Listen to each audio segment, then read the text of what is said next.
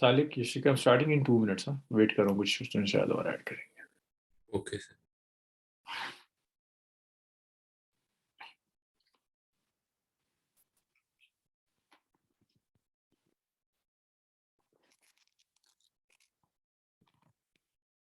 Good afternoon, sir.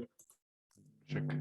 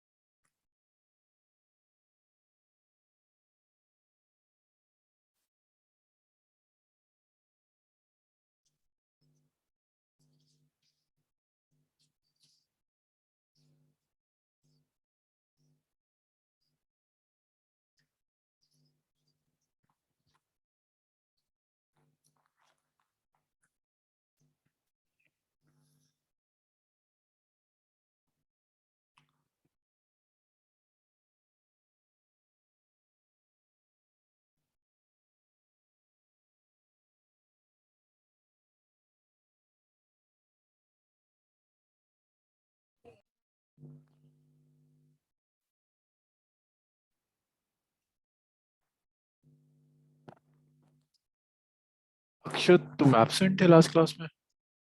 Yes sir, मेरा internship था उस दिन. कल इंटर्नशिप था? कल भी नहीं आए थे आप? कल भी एक्स्ट्रा क्लास थी. Yes sir. Anyways, last class तक हमने थर्मल कंप्लीट कर लिया था, ट्रांसफर ऑफ हीट भी कंप्लीट हो गया था. एक लास्ट चैप्टर है थर्मोडायनामिक्स में. चाहता था कि पहले मैं एसएचएम और वेव्स करूं, उसके बाद फिर मैं थर्मोडायनामिक्स पर आऊं. बट कुछ स्टूडेंट्स के शायद स्कूल एग्जाम्स में वहाँ थर्मोडायनामिक्स आ रहा है. So let's finish thermodynamics first,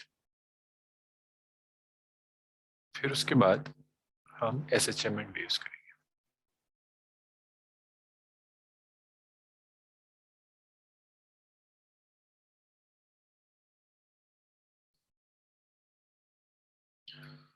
So thermodynamics is NCERT का 6, 7, 8, 9, 10. Maybe it's chapter number 12 of NCERT.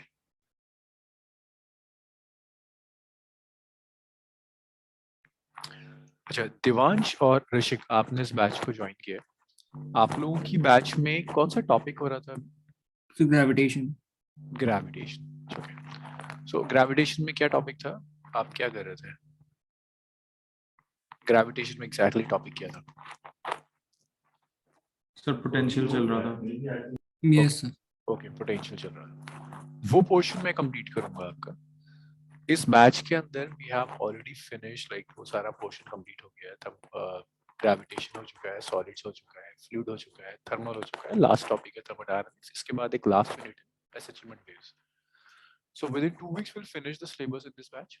और इसके बाद मैं दोबारा से सॉलिड्स और फ्लूइड्स आपका जो रहता है वो थर्मल, उसे कंप्लीट करूंगा. Thermodynamics is an independent topic. Matter नहीं करता कि आप थर्मोडायनामिक्स पहले कर रहे हो या सॉलिड्स और फ्लूइड्स आप पहले कर रहे हो. जो सेकंड बुक में सबसे टफ आप समझ लो या सबसे डीप जिसके अंदर कॉन्सेप्ट्स होंगे, that is SHM and waves. So will finish thermodynamics in this week. दो दिन क्लास का टॉपिक होता है. इसके बाद will come to SHM and waves. Sir तो अभी आप स्टार्ट करा रहे हो थर्मोडायनामिक्स, ये कंटिन्यूएशन अभी से? नहीं, मैं स्टार्ट करा रहा हूँ the first class.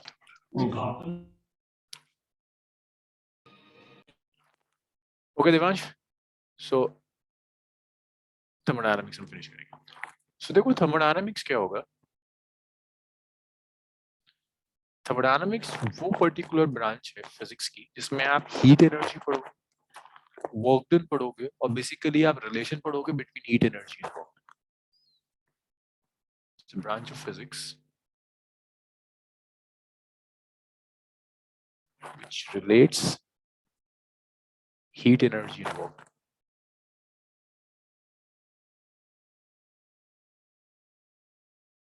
Heat energy and work. Sir आप हमारे बैच में पहले एसएचएम वेव्स कराने वाले थे। हाँ, मैं एसएचएम बेस कराने वाला था, बट कुछ बच्चों के स्कूल एग्जाम में थर्मोडायनामिक्स आ रहा है। 2-3 क्लास का टॉपिक इसको पहले वाइंड अप कर लेता हूँ, फिर come to it. Okay sir. चाहता तो एसएचएम ही कराना था, बट इसे कर लेते हैं। सो हीट और वर्क डन को जो रिलेट करेगा दैट्स थर्मोडायनामिक्स। थर्मोडायनामिक्स आप केमिस्ट्री में भी पढ़ते हैं। फिजिक्स और केमिस्ट्री में जब आप थर्मोडायनामिक्स पढ़ते हैं तो दोनों में एक डिफरेंस है। जब आप केमिस्ट्री में थर्मोडायनामिक्स पढ़ते हैं तो आपका मोटिव होता है टू स्टडी एंथैल्पी। जब आप फिजिक्स में थर्मोडायनामिक्स पढ़ते हैं then your motive is to study heat. तो जो भी थ्योरी डेवलप होगी वो थ्योरी इसीलिए डेवलप होगी कि अल्टीमेटली आप उसको हीट इंजन पर अप्लाई करें। मेजॉरिटी ऑफ न्यूमेरिकल्स जो आपको थर्मोडायनामिक्स में फिजिक्स में मिलेंगे they are either on heat engine और फर्स्ट लॉ ऑफ थर्मोडायनामिक्स।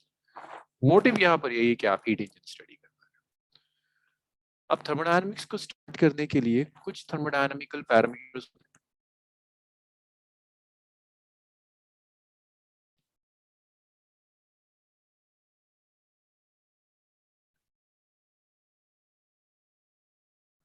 देखो, ये कुछ ऐसा है जैसे हमने मैकेनिक्स जब स्टार्ट किया था फिजिक्स में, तो मैकेनिक्स में काइनेमेटिक्स स्टार्ट करने से पहले आपने कुछ पैरामीटर्स पढ़े थे। आपने डिस्प्लेसमेंट पढ़ा था, वेलोसिटी पढ़ा था, एक्सीलरेशन, टाइम। पहले ये पैरामीटर्स थे, फिर इन पैरामीटर्स को यूज कर आपने प्रोसेस पढ़ा। Motion is a process. फिर आपने कंस्ट्रेंट्स लगाए थे, टाइप ऑफ मोशन है, वेलोसिटी कांस्टेंट होगी तो यूनिफॉर्म मोशन, ये टाइप ऑफ प्रोसेस है। एक्सीलरेशन कांस्टेंट होगा then this is uniformly accelerated motion. Acceleration vary कर रहा है तो नॉन यूनिफॉर्मली एक्सीलरेटेड मोशन, वो प्रोसेस था।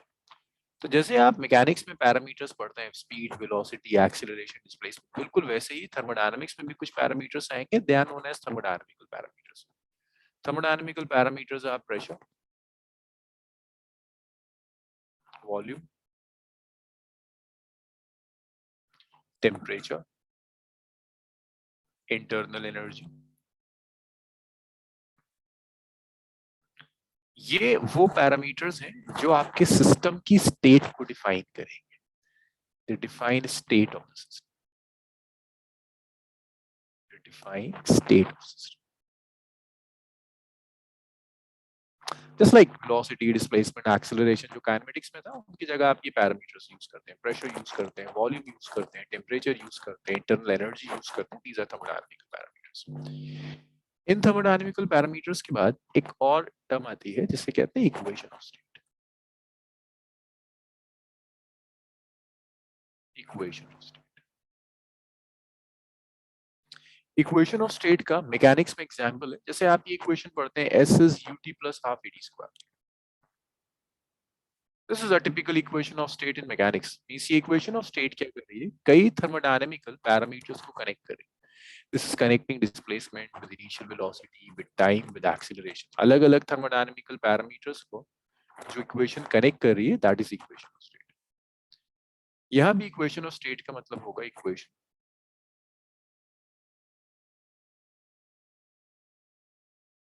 connecting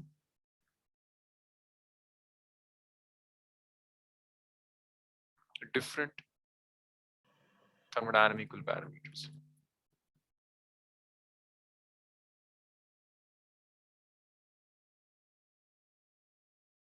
तो इक्वेशन जो अलग अलग थर्मोडायनामिकल पैरामीटर्स को कनेक्ट करेगी, that equation is known as equation of state. So आपके पास एक typical example equation of state का ये होता है, PV is equal to nRT. This is equation of state for an ideal gas. P pressure, V volume, T temperature को ये equation connect कर रही है। इसका एनालॉग जब आप मैकेनिक्स में लेते हैं, it's like S is ut plus half AD square, V is u plus AT, वो सब इक्वेशन ऑफ स्टेट्स नहीं है आपके मैकेनिक्स। या आप इक्वेशन ऑफ मोशन जो लॉज ऑफ मोशन में लिखते थे, आप कंस्ट्रेंट इक्वेशन से इक्वेशन लिख रहे हो या FBD से इक्वेशन लिख रहे हो, इक्वेशन ऑफ स्टेट थी, अलग अलग पैरामीटर्स को कनेक्ट करे। यह एक टिपिकल इक्वेशन ऑफ स्टेट, एक ये हो जाएगी PV is equal to nRT, और कई इक्वेशंस होंगी जो आप आगे स्टडी करेंगे। इसके बाद नेक्स्ट आता है सिस्टम एंड सराउंडिंग।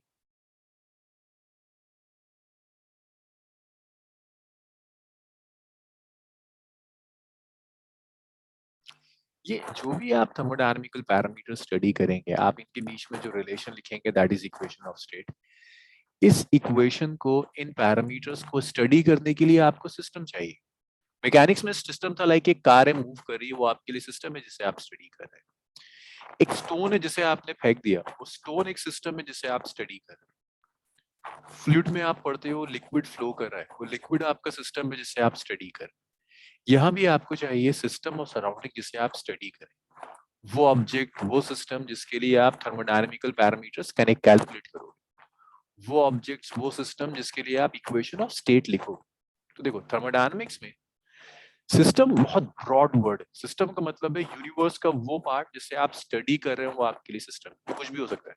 ऐसा हो सकता है एक ग्लास में आपने कुछ पानी भर दिया, आप ग्लास में जो वाटर है उसे स्टडी कर रहे हैं, तो water in the glass is your system जिसे आप स्टडी कर रहे हैं। सराउंडिंग सिस्टम के अलावा जो कुछ भी बचता है वो सब आपके लिए सराउंडिंग है। इस ग्लास में कुछ वाटर रख दिया, वो आपका सिस्टम है। उसके अलावा पूरी यूनिवर्स जो उस वाटर को अफेक्ट कर सकती है दैट इज सराउंडिंग। लाइक आपने कप में एक मग लिया, उसमें कुछ टी रख दी, आप टी को स्टडी करना चाहते हैं, टी का प्रेशर, टी का टेम्परेचर, टी का वॉल्यूम, तो आपका रूम उस टी के टेम्परेचर को अफेक्ट कर सकता है। जितना कम रूम का टेम्परेचर होगा, टी से उतनी ही हीट रूम तक ट्रैवल करेगी। तो वो टी आपके लिए सिस्टम है। रूम अफेक्ट कर सकता है उस टी को जो कप में रखी हुई है, that will be your surrounding. तो सिस्टम एंड सराउंडिंग की सीधी सीधी डेफिनेशन होती है। सिस्टम, इसको ऐसे डिफाइन करते हैं, पार्ट ऑफ यूनिवर्स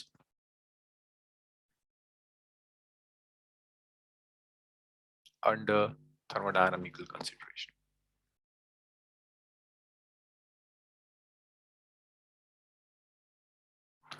तो यूनिवर्स का वो पार्ट जो थर्मोडायनामिकल कंसिडरेशन में है उसे आप सिस्टम कहेंगे। उसको आपको स्टडी करना है, दैट्स योर सिस्टम।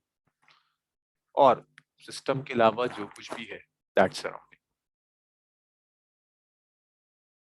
तो आप लिख सकते हो universe else then system is surrounding.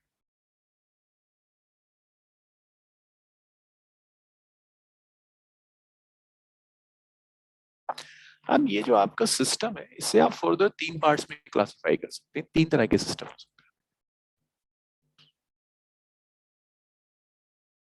Types of system हम डिसाइड करते हैं इस फैक्ट से कि वो जो सिस्टम है वो मैटर एक्सचेंज करेगा या हीट एक्सचेंज करेगा या दोनों चीजें एक्सचेंज करेगा। वहां से आप डिसाइड करते हैं कि ये सिस्टम किस टाइप का हो। जैसे मैंने ग्लास में कुछ वाटर ले लिया, दिवांश मुझे बताओ कि अगर मैंने ग्लास में वाटर लिया हुआ है तो वो एनवायरमेंट के साथ हीट एक्सचेंज करेगा, मैटर एक्सचेंज करेगा या दोनों एक्सचेंज कर Also, सकते हैं। मैंने वाटर लिया ना ग्लास, जो ग्लास में वाटर है वो एनवायरमेंट के साथ क्या एक्सचेंज कर सकता है? सिर्फ हीट एक्सचेंज करेगा या मैटर भी एक्सचेंज कर सकता है? both.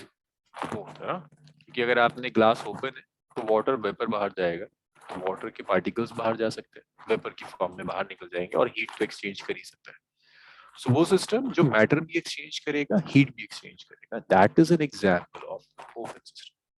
So system can be open.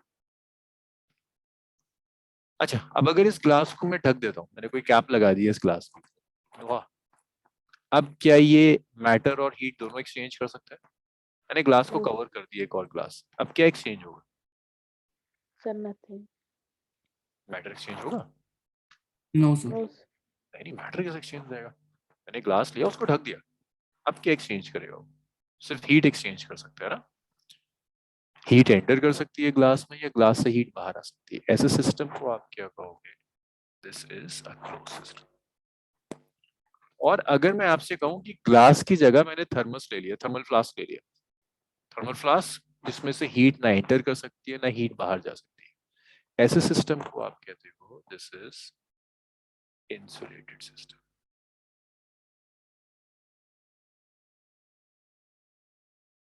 So open system can exchange. It can exchange matter and heat. ये मैटर भी एक्सचेंज कर सकता है, हीट भी एक्सचेंज कर सकता है। क्लोज सिस्टम जो होगा कैन एक्सचेंज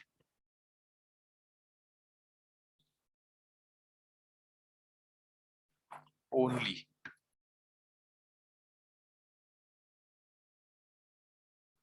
और इंसुलेटेड जो सिस्टम होगा, नीदर हीट नॉर मैटर, ना हीट एक्सचेंज करेगा ना मैटर एक्सचेंज करेगा, इस तरह का जो सिस्टम होगा that is known as insulated system.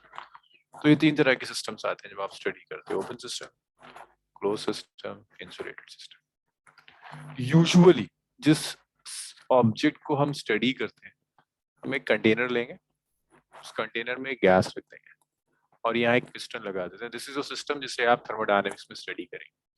इसे आप ओपन भी बना सकते हैं, इसे आप क्लोज भी बना सकते हैं, इसे आप इंसुलेटेड भी बना सकते हैं, but this is the system that we study in thermodynamics. Mechanics में नहीं था, हर जगह कार डाल देता था, कार मूव कर रही है, कार की वेलोसिटी, कार का एक्सीलरेशन, कार जो डिस्प्लेसमेंट कवर करेगी वो कैलकुलेट करो। In the same way thermodynamics में हमेशा ही करेगा कि कंटेनर है, कंटेनर में गैस फिल कर दी, वहां पिस्टन लगा दिया, पिस्टन ऊपर नीचे मूव कर सकता है, दैट इज द सिस्टम। तो आप लिख सकते हो gas in a cylinder, that is your system. अच्छा, अब इसके बाद equilibrium. Equilibrium word I guess हम पहले कभी पढ़ चुके हैं। यशिका, इक्विलिब्रियम का क्या मतलब होता है? अगर मैं कह रहा हूँ सिस्टम इक्विलिब्रियम में, मैकेनिक्स में इक्विलिब्रियम का क्या मतलब? Sir, extra, sir, all sum of all forces is zero on the body is zero. So in mechanics, equilibrium means net force is zero. Thermodynamics में हम कई तरह के इक्विलिब्रियम्स लेते हैं। सबसे बड़ा जो इक्विलिब्रियम होता है उसे कहते हैं थर्मोडायनामिकल इक्विलिब्रियम।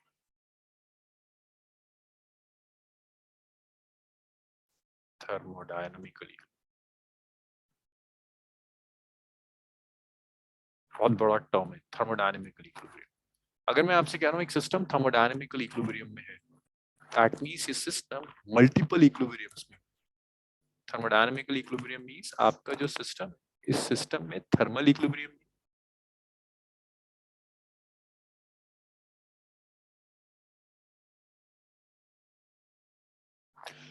सिस्टम थर्मल इक्विलिब्रियम में, दैट मींस सिस्टम एनवायरनमेंट के साथ हीट एक्सचेंज नहीं कर रहा। सिस्टम का और एनवायरनमेंट का temperature same, there is no temperature difference between the system and the surrounding, तब आप कहोगे कि सिस्टम आपके एनवायरनमेंट के साथ थर्मल इक्विलिब्रियम में। फिर वही एग्जांपल है कॉफी के मग का, आप एक मग लेकर आए, इसमें कॉफी है, इट्स वेरी हॉट, उसका टेम्परेचर है 90 डिग्री सेल्सियस, दिल्ली का टेम्परेचर रफली होगा 10-12 डिग्री सेल्सियस। आपने उस कॉफी को रख दिया, हीट के एक्सचेंज का डायरेक्शन क्या होगा? हीट किस डायरेक्शन में ट्रांसफर होगी? भाई मैं कॉफी लेकर रख दूं यहाँ पर, हीट किस डायरेक्शन में ट्रांसफर होगी? upwards. But Sir, what hot we to are cold. From high temperature to low temperature, right? Means from coffee to the surrounding आपकी हीट ट्रांसफर। कब तक ये हीट ट्रांसफर होगी?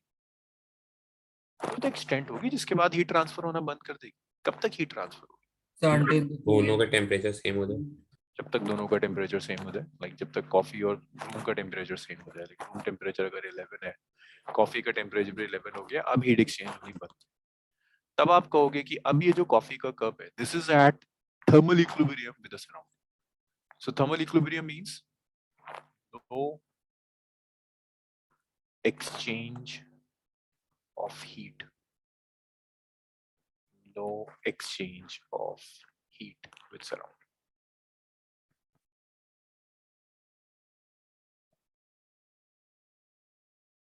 This is thermal equilibrium अगर वो heat exchange नहीं करे। एक और कंडीशन थर्मोडायनामिक इक्विलिब्रियम के लिए, थर्मोडायनामिकल के लिए पहले system should be in thermal equilibrium, next condition system should be in mechanical equilibrium.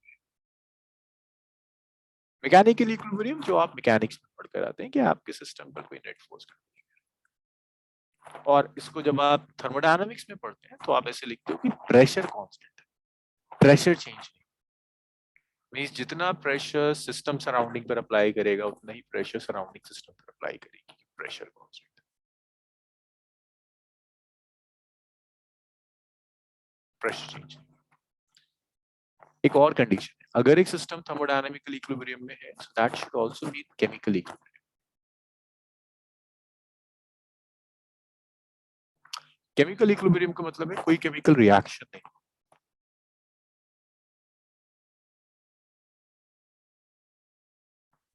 कोई भी केमिकल रिएक्शन नहीं। अगर कोई केमिकल रिएक्शन नहीं हो रहा तो आप कहोगे वो system is in chemical equilibrium. Chemical properties change नहीं हो, सो ये 3 तरह के इक्विलिब्रियम्स अगर होंगे तो आप कहोगे वो सिस्टम इन थर्मोडायनामिक इक्विलिब्रियम। ऐसे ये इक्विलिब्रियम हम फिजिक्स में स्टडी नहीं करते, इसको हम केमिस्ट्री में स्टडी करेंगे, वही के लिए। सो अगर ऐसा हो रहा है तो आपका system is in thermodynamic equilibrium. Thermal equilibrium भी है, मैकेनिकल इक्विलिब्रियम भी है और केमिकल इक्विलिब्रियम। ये कुछ कुछ बेसिक डेफिनेशंस हैं, इसे लिखिए फिर आगे बढ़ते हैं। और मुझे डाउट्स बताते जाओ उसमें, जहां जहां डाउट्स है।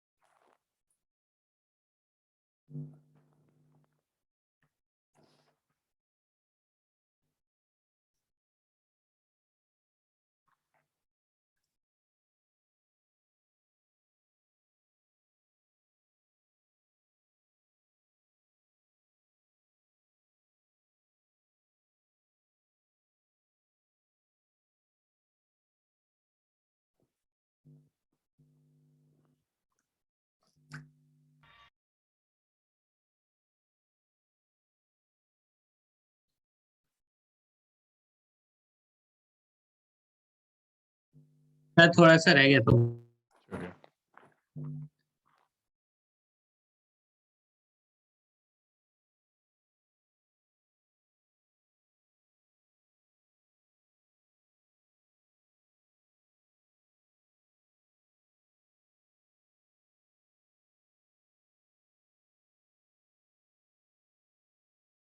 Yes sir.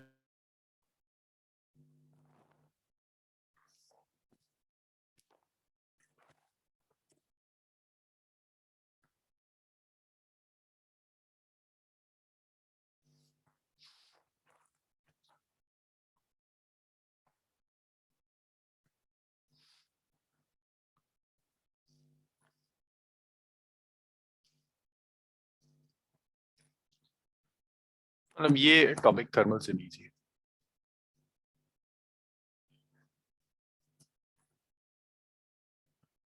यशु का एग्जाम कब है? तो कल से स्टार्ट हो रहा है। कब से? कल से। कल से। बस सिलेबस तो थर्मल प्रॉपर्टीज तक था ना फिजिक्स में? Yes sir. That's already.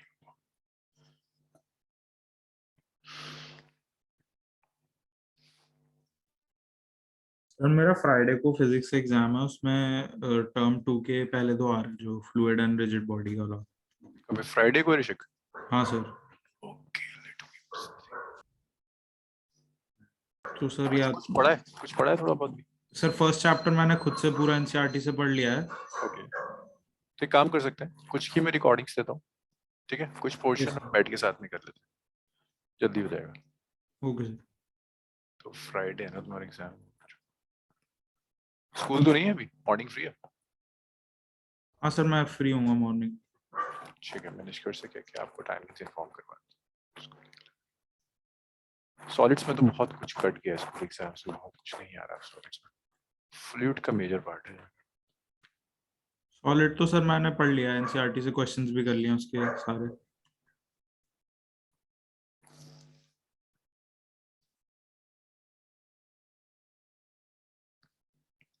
Divansh sir आपने थर्मोडायनामिकल कंसिडरेशन एक और बार बता दीजिए। अच्छा, जिस सिस्टम को भी आप स्टडी कर रहे हो ना, अब आपने ग्लास में वाटर ले लिया और आप स्टडी कर रहे हैं कि अच्छा ग्लास का वाटर का टेम्परेचर कितना है, वाटर में हीट कंटेंट कितना है, वाटर का प्रेशर कितना है, इसे कहते हैं कि आपने सिस्टम को थर्मोडायनामिकल कंसिडरेशन रखा हुआ है, आप उसके थर्मोडायनामिकल पैरामीटर स्टडी कर रहे हैं। उस पार्ट को आप सिस्टम कहोगे। आपने ग्लास ले लिया, आप ग्लास को स्टडी कर रहे हो तो ग्लास आपका सिस्टम हो जाएगा।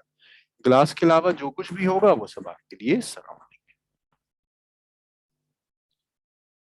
दिवांश आपके स्कूल में क्या हो रहा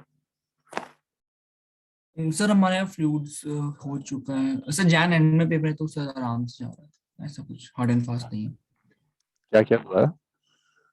सर फ्लूइड तक हो चुका है और थर्मो स्टार्ट करिए तो अभी ब्रेक हो गया तो स्कूल कौन सा दिमाग? Sir campus school. अच्छा रानीखेत पंतनगर।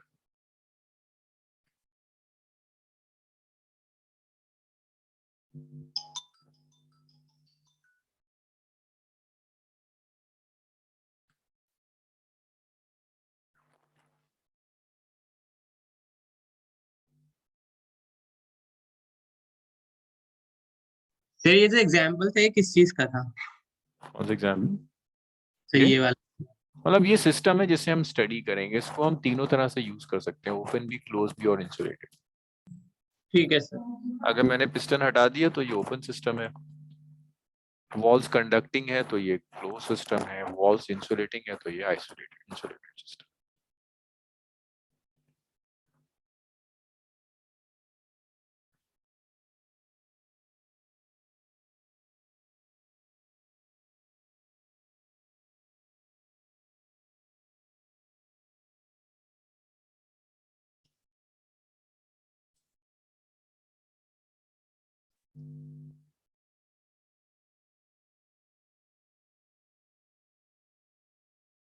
चलिए स्क्रॉल करूं सर। रुक जाइए सर।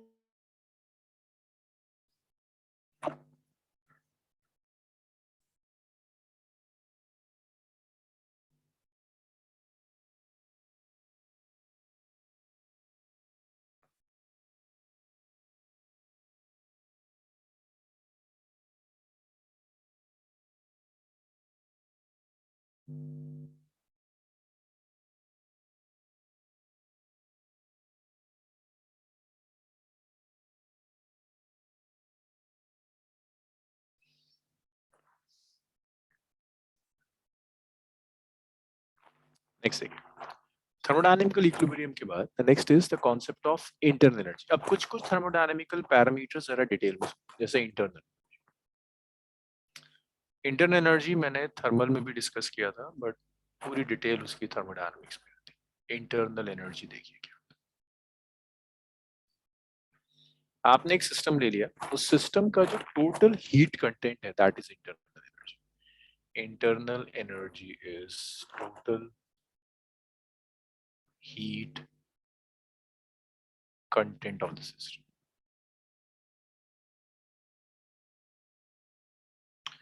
आपका जो सिस्टम है उसका जो टोटल हीट कंटेंट होगा उसे आप इंटरनल एनर्जी कहते हैं। जैसे मैंने गैस ली, या हीट कंटेंट से बेटर वर्ड होगा total energy content of the system. मैंने कंटेनर लिया, उस कंटेनर में कुछ गैस फिल कर दी। अब आपको ये साइड करना है कि इस गैस में कितने टाइप की एनर्जी है। तो इस गैस में जितनी भी टाइप की एनर्जीज होंगी उसे आप दो पार्ट्स में क्लासिफाई कर सकते हैं। टोटल एनर्जी जो भी होगी ना गैस की, इस गैस मॉलिक्यूल्स, इसे आप दो पार्ट्स में क्लासिफाई कर सकते हैं। आप कह सकते हैं या तो ये एनर्जी गैस मॉलिक्यूल्स के मोशन की वजह से होगी, दैट्स काइनेटिक, इसे आप कहोगे it's internal kinetic energy,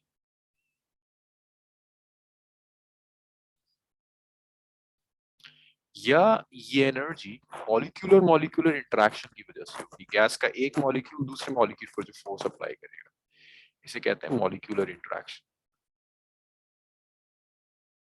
intermolecular interaction. Intermolecular interaction means intermolecular forces की वजह से मॉलिक्यूल मॉलिक्यूल पर जो फोर्स अप्लाई करेगा, इंटरमॉलिक्यूलर।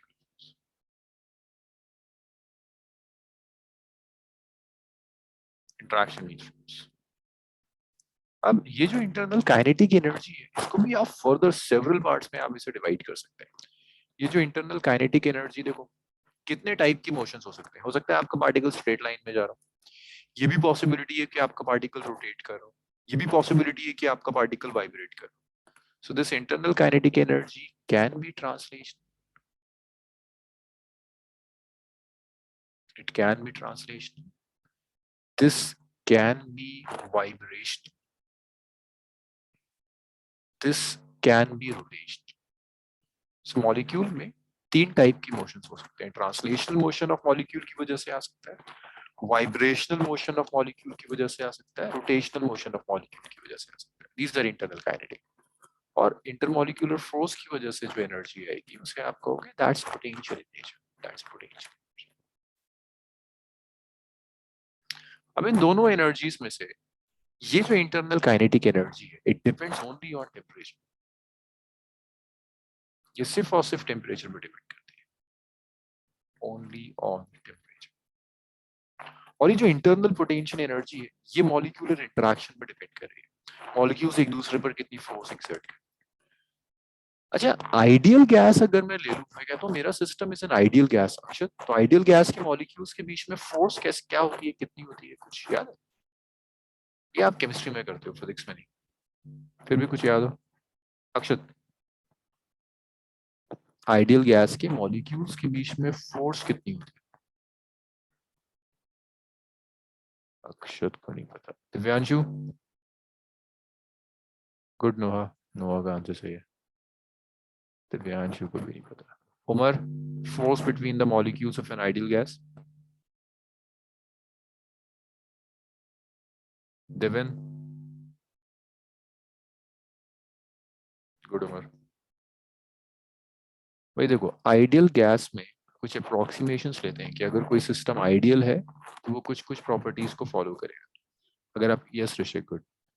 अगर आप आइडियल गैस ले रहे हैं तो आइडियल गैस की मॉलिक्यूल्स के बीच में फोर्स नहीं। That's one approximation for ideal gas कि आइडियल गैस का एक मॉलिक्यूल दूसरे मॉलिक्यूल पर फोर्स अप्लाई नहीं करता। तो आप कह सकते हैं अगर आप आइडियल गैस ले रहे हैं तो पोटेंशियल एनर्जी, ये टर्म याद रखिएगा, internal potential energy of ideal gases. तो ये दो दो पॉइंट्स आपको याद होने चाहिए कि जो भी टोटल एनर्जी है, या आप ऐसे कह दो कि जो इंटरनल एनर्जी है सिस्टम की, उस इंटरनल एनर्जी को आप दो पार्ट्स में क्लासिफाई कर सकते हैं। इट कैन बी काइनेटिक और it can be potential. Kinetic energy तीन तरह के मॉलिक्यूलर मोशंस की वजह से आएगी। पोटेंशियल एनर्जी जो होगी उसको आप ऐसे दो पार्ट्स में डिवाइड कर सकते हैं। It could be internal potential energy due to an ideal gas, zero. Potential energy होती है इंटरेक्शन की वजह से, अगर आइडियल गैस ले ली then it will be zero.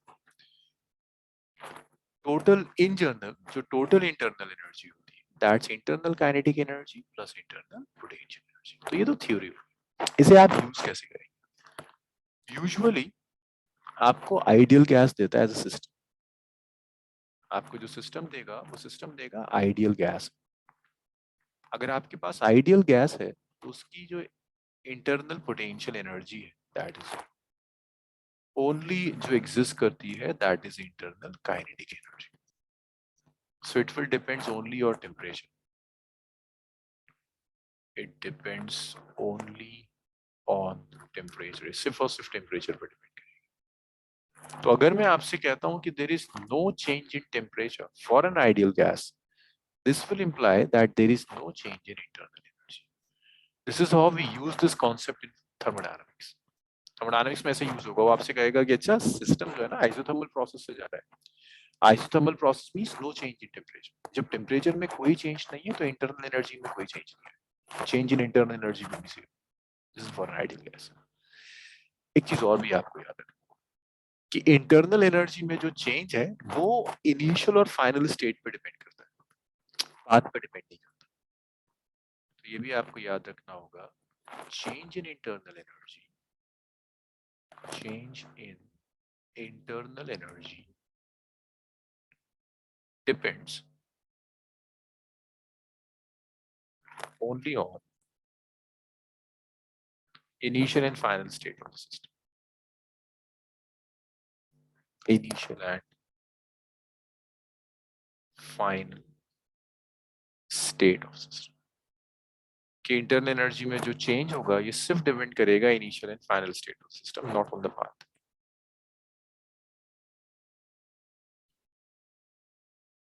तो डिपेंड नहीं करेगा कि ये ए स्टेट से सिस्टम बी स्टेट में कैसे जा रहा है। डायरेक्ट जा सकता है, किसी और सी पार्ट को होते हुए जा सकता है, किसी डी पार्ट से होते हुए जा सकता है। तो फर्क नहीं पड़ेगा। Internal energy will depend only over the point A और पॉइंट बी। मीन्स अगर मैं कहता हूँ इसे पाथ 1 और इसे मैं कहता हूँ पाथ 2 और मैं कह रहा हूँ दिस इज पाथ 3, तो तीनों पाथ में जो चेंज इन इंटरनल एनर्जी है that is always final potential energy minus initial potential, तीनों पाथ के लिए। इससे फर्क नहीं पड़ेगा कि पाथ अलग है, बस इनिशियल और फाइनल स्टेट पे डिपेंड करता है। तो जब आप फिजिक्स में यूज करेंगे, थर्मोडायनामिक्स में, न्यूमेरिकल्स में यूज करेंगे, तो इंटरनल एनर्जी दो तरह से यूज होती है। एक ये कि अगर टेम्परेचर कांस्टेंट है तो इंटरनल एनर्जी में कोई चेंज नहीं होगा। दूसरा ये कि internal energy is independent of path, कैसे भी पाथ से सिस्टम जाए ये सिर्फ और सिर्फ डिपेंड करेगी इनिशियल और फाइनल स्टेट की। इतना लिखो और फिर हम डिस्कस करते हैं अगर कुछ डाउट्स हैं आपके। So it is conservative. No it's not a force, it's not a force, work done नहीं है, that's change in potential energy, it's not a force. यहाँ कंजर्वेटिव नॉन कंजर्वेटिव का कॉन्सेप्ट नहीं है। और अभी हम ये भी डिस्कस करेंगे कि पाथ का क्या मतलब, ये वो पाथ नहीं है जो आप मैकेनिक्स में लेके चलते हैं। डिस्कस की पाथ का मतलब क्या है।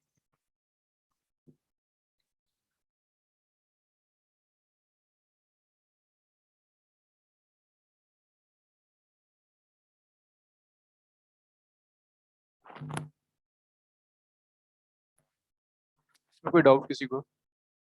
डेविन?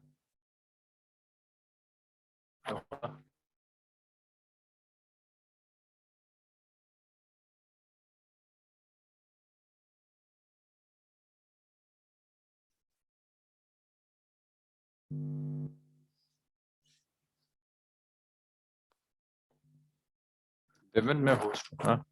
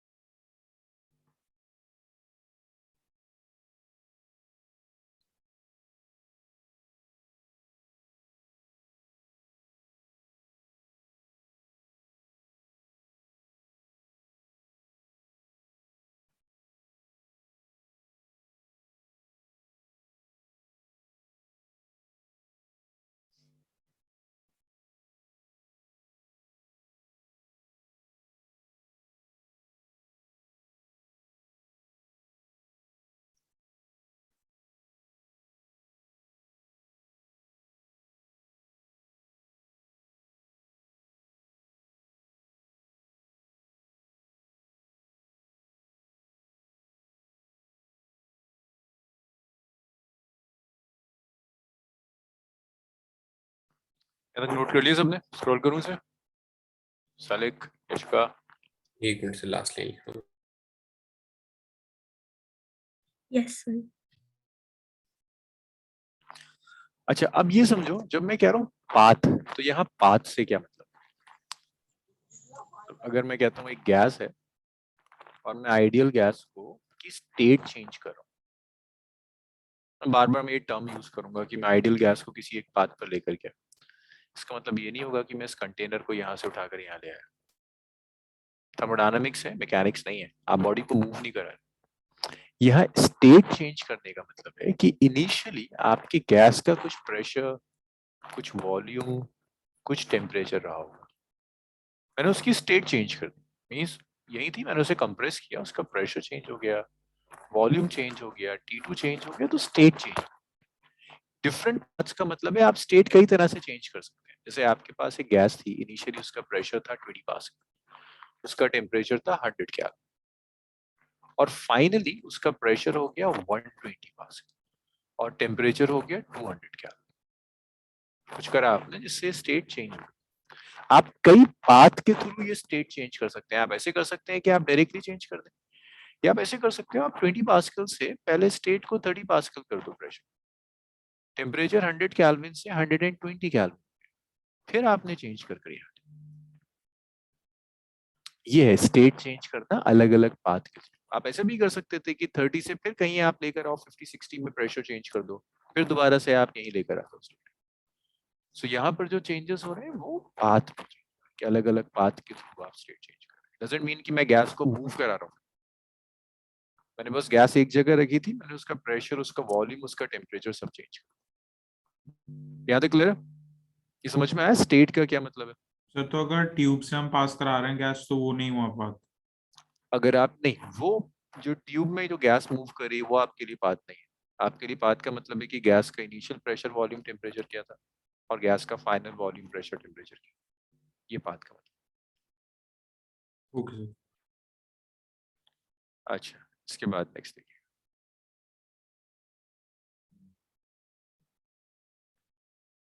नेक्स्ट आता है वर्क डन।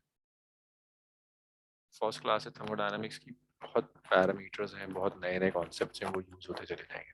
नेक्स्ट क्लास में यही यूज होगा, मतलब इन्हीं को आप अलग अलग थ्योरी यूज करेंगे। वर्क मैकेनिक्स में वर्क डन कैसे कैलकुलेट करते हैं उमर? अगर मैकेनिक्स में वर्क डन कैलकुलेट करते हैं, कैसे कैलकुलेट करते हैं? Expression for work done mechanics. Namra का आंसर सही है। ये तुम लोग सब कुछ भूल जाते हो। अक्षत, ये वर्क डन है। उमर, मुझे तो ये प्रेशर लग रहा है।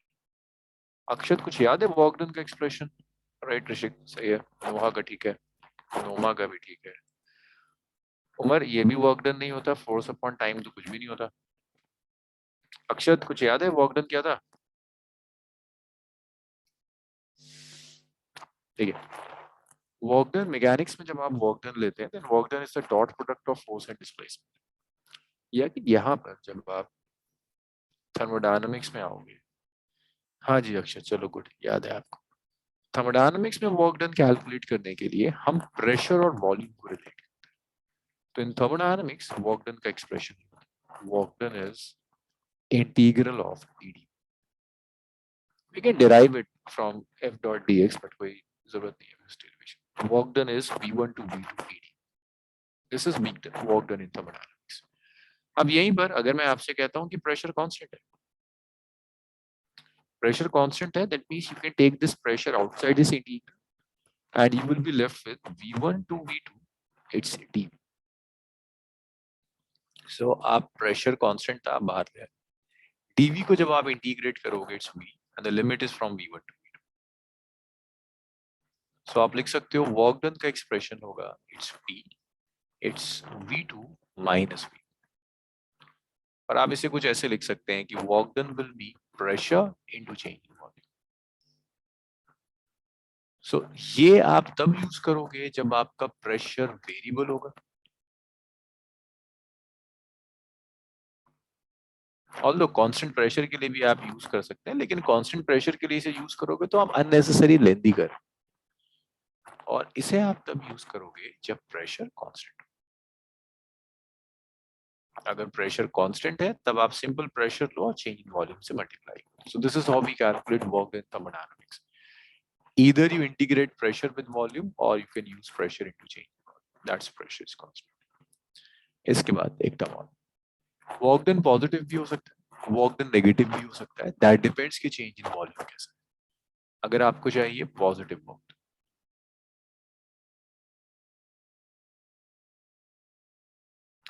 पॉजिटिव वर्क डन का मतलब होगा चेंज इन वॉल्यूम जो है, that change in volume is positive. Change in volume positive है, that means work done positive. Change in volume positive होने का मतलब है एक्सपेंशन। अगर गैस एक्सपेंड कर रही है,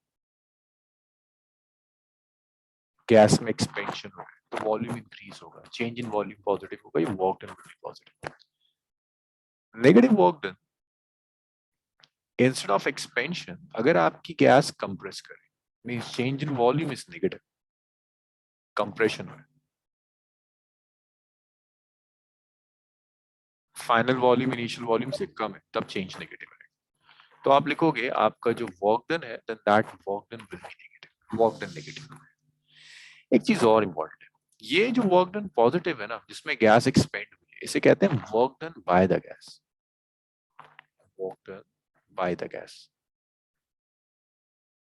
तो जब आप थर्मोडायनामिक्स का फर्स्ट लॉ पढ़ोगे तो उसमें साइन कन्वेंशंस लिखी होती हैं, work done by the gas is positive, that simply means कि गैस एक्सपेंड कर रही है। जब गैस में एक्सपेंशन होता है तो वॉल्यूम इंक्रीज होता है, वॉल्यूम इंक्रीज होगा, change in volume is positive, so work done by the gas is positive. अगर कंप्रेशन हो रहा है तो वर्क डन इज नेगेटिव, और इसे कहते हैं work done on the gas, work done on the gas, so work done on the gas negative. इसके बाद नेक्स्ट, अब यहां पर प्रेशर और वॉल्यूम को आप रिलेट कर सकते हैं।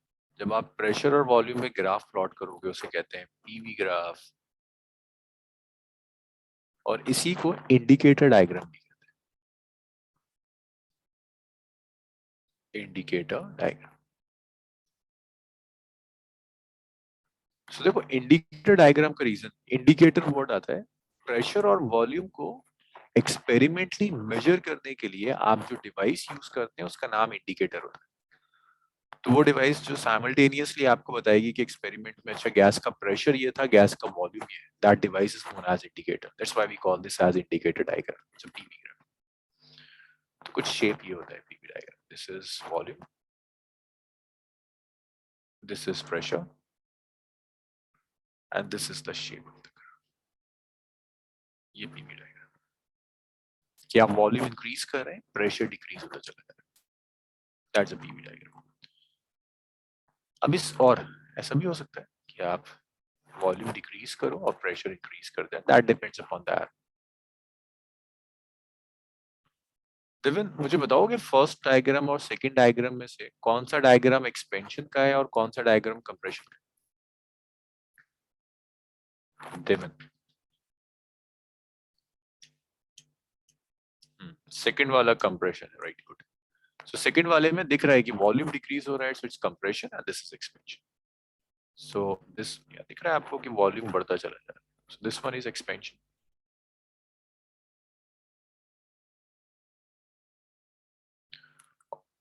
ओके ओके दिव्यन, और यहाँ पर कंप्रेशन।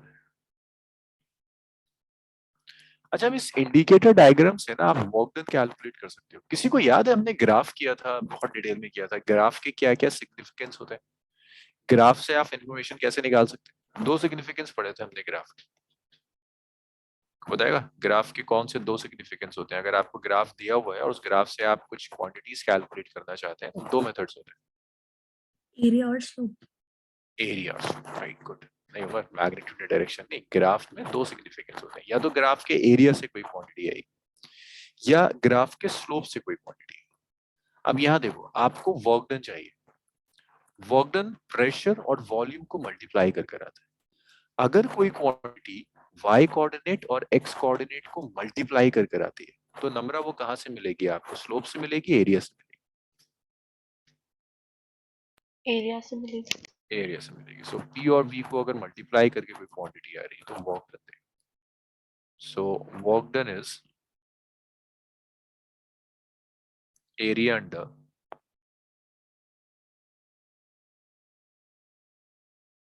pv।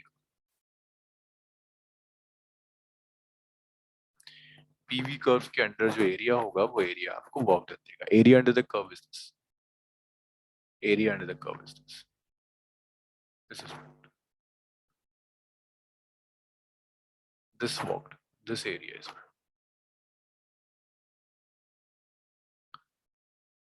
ऋषिक मुझे बता सकते हो फर्स्ट और सेकंड कर्व में से किसमें एरिया पॉजिटिव होगा, किसमें वर्क डन नेगेटिव होगा? कौन सा एरिया पॉजिटिव लेंगे, कौन सा एरिया नेगेटिव लेंगे ऋषिक? सर सेकंड वाले में नेगेटिव लेंगे। फर्स्ट एक्सपेंशन है, सो दैट्स पॉजिटिव। कंप्रेशन है, दैट्स नेगेटिव। देखो ये जो छोटे छोटे कॉन्सेप्ट्स है ना, मतलब इनमें इंडिविजुअल क्वेश्चंस नहीं आते। आपके पास क्वेश्चंस आएंगे फर्स्ट लॉ ऑफ थर्मोडायनामिक्स के ऊपर, ढंग के जेई में जितने क्वेश्चन, और वहां ये सारे फैक्ट्स एक साथ यूज कर रहे हैं। मतलब एक ही न्यूमेरिकल के अंदर ये PV diagram, indicator diagram, work done का कॉन्सेप्ट सब एक साथ यूज करें।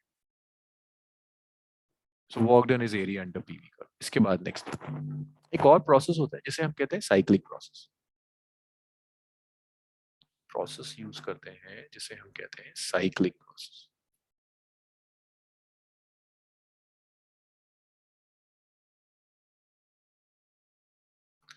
साइक्लिक प्रोसेस का मतलब है वो प्रोसेस जिसमें सिस्टम घूम फिर दोबारा अपनी स्टेट में आ जाए। जिस स्टेट से चला था दोबारा अगर सिस्टम उसी स्टेट में आ गया, लाइक पीवी डायग्राम की टर्म्स में अगर मैं आपको बताऊं, cyclic process means system will regain its equilibrium, its original configuration. System will regain its initial state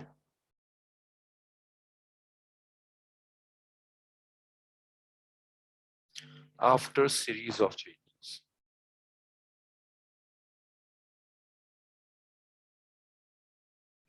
series of changes के बाद अगर सिस्टम अपनी इनिशियल स्टेट रीगेन कर लेता है, दोबारा से वहीं आ जाता है जहां से चला था, तो आप प्रोसेस को कहोगे प्रोसेस साइक्लिक है। लाइक दिस इज पॉइंट है। अच्छा, घूम फिर कर अपनी जगह आ जाने का मतलब ये नहीं है कि आपने गैस का सिलेंडर लिया, उसको आप फिजिकली मूव करा रहे हैं। सिलेंडर उसी जगह है, आप उसका प्रेशर, वॉल्यूम, टेम्परेचर चेंज कर रहे हैं। लेट्स से आपने एक गैस ली, उसका इनिशियल प्रेशर था 20 पास्कल, टेम्परेचर था 10 केल्विन। आपने चेंज करना शुरू किया, प्रेशर आपने 30 कर दिया, टेम्परेचर 30 कर दिया, प्रेशर 40 कर दिया, टेम्परेचर 50 कर दिया, और चेंज करते करते आप दोबारा उसको वहीं ले आए जहां से चला था। लाइक प्रेशर दोबारा 20 कर दिया, टेम्परेचर फिर से आपने 10 कर दिया। यस नंबर, इनिशियल और फाइनल स्टेट सेम हो गए, तब आप कहोगे प्रोसेस कैसा है, साइक्लिक प्रोसेस। जब आप इसका पीवी डायग्राम ड्रॉ करेंगे तो देखो स्टेट ए से लेकर B change. Here state means some value of pressure, some value of volume, some value of temperature. B point पर जब स्टेट आ गई, pressure is P2, volume is V2, temperature is T2, ये state. फिर आप दोबारा वहीं ले आए जहां से स्टार्ट किया। So, अगर system after series of changes दोबारा वहीं आ जाता है जहां से उसने स्टार्ट किया, तो आप कहोगे process is cyclic, cyclic process. अच्छा, अब साइक्लिक प्रोसेस को आप दो तरह से ड्रॉ कर सकते हैं। ये देखो, ये जो मैंने प्लॉट किया है, दिस इज क्लॉकवाइज।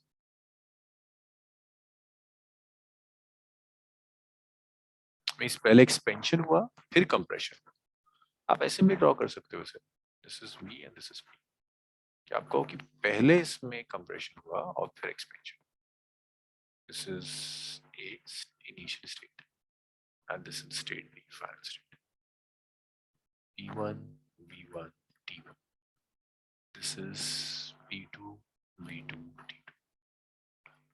ये आपका साइक्लिक प्रोसेस। सिस्टम जहां से स्टेट से स्टार्ट करेगा, अगर घूम फिर कर दोबारा आफ्टर सीरीज ऑफ चेंजेस दोबारा वहीं आ जाता है जहां से उसने स्टार्ट किया था, then your process will be a cyclic process.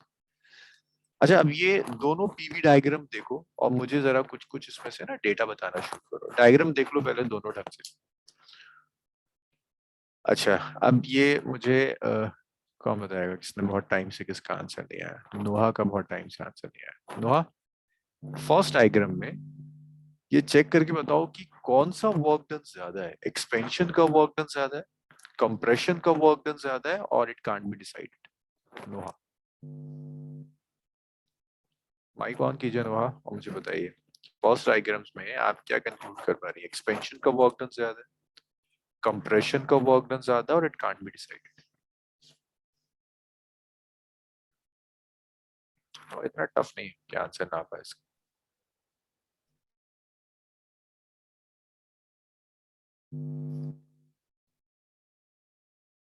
Can't be decided, okay. हमरा कुछ गड़बड़ है। नोमा, तुम ट्राई करोगी? सर एक्सपेंशन का ज्यादा होगा। एक्सपेंशन का ज्यादा होगा, क्यों, कैसे डिसाइड किया आपने कि एक्सपेंशन का वर्क डन ज्यादा है? Yes no?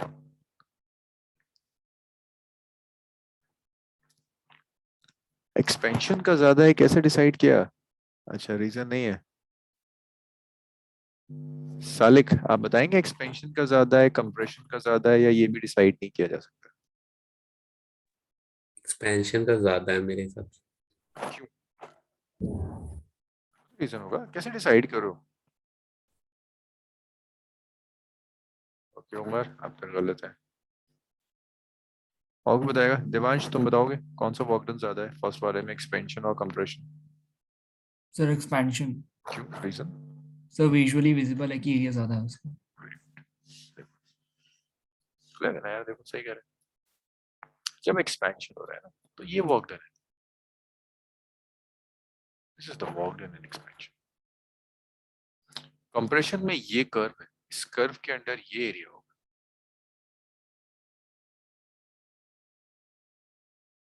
ये एरिया होगा फॉर कंप्रेशन। सो एक्सपेंशन का एरिया कंप्रेशन के एरिया से ज्यादा है, सो दैट्स व्हाई एक्सपेंशन का वर्क डन ज्यादा होगा, ओवरऑल वर्क डन पॉजिटिव होगा, क्योंकि एक्सपेंशन का वर्क डन ग्रेटर है, दैट्स पॉजिटिव। कंप्रेशन का वर्क डन कंपैरेटिव कम है, that's negative. So overall work done is positive. अगर आप यहाँ हो तो यहाँ देखो कंप्रेशन हो रहा है, सो कंप्रेशन का वर्क डन ज्यादा है आपका, जो ब्लू वाला है ये पूरा कंप्रेशन है, सो दैट्स नेगेटिव।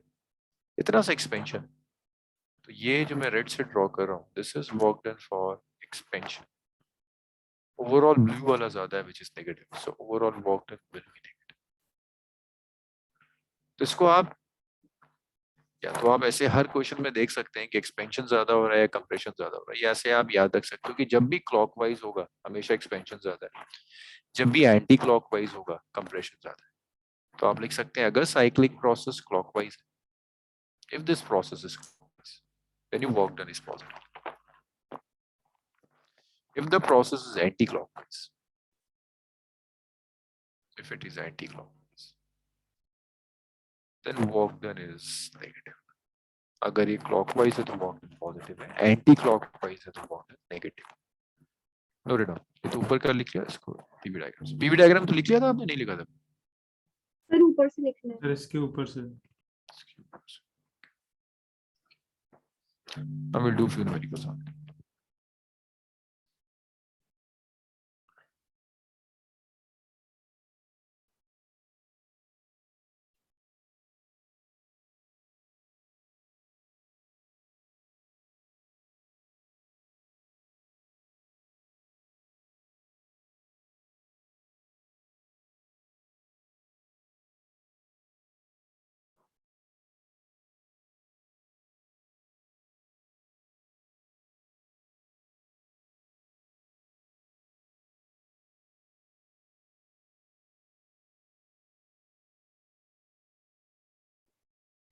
आप लिख लो इतना, तो बताओ मुझे, मैं इसको स्क्रॉल कर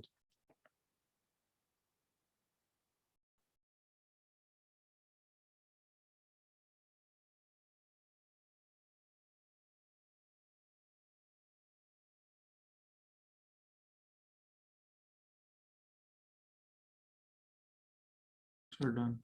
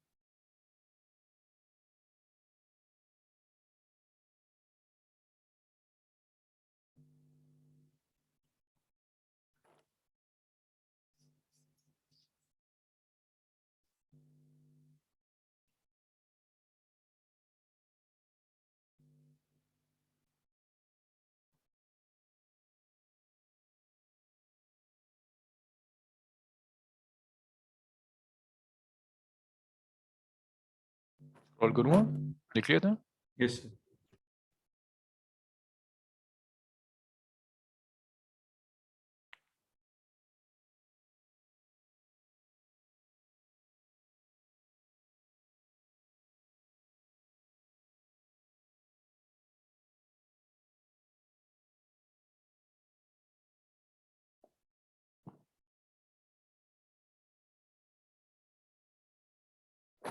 टॉपिक है थर्मोडायनामिक्स, उसमें बहुत कुछ डिडक्ट हो गया।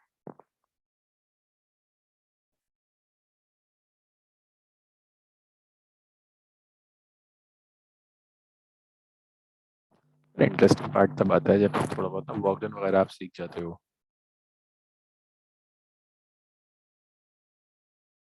फिर कुछ ठीक ठीक आना शुरू होगा इसमें।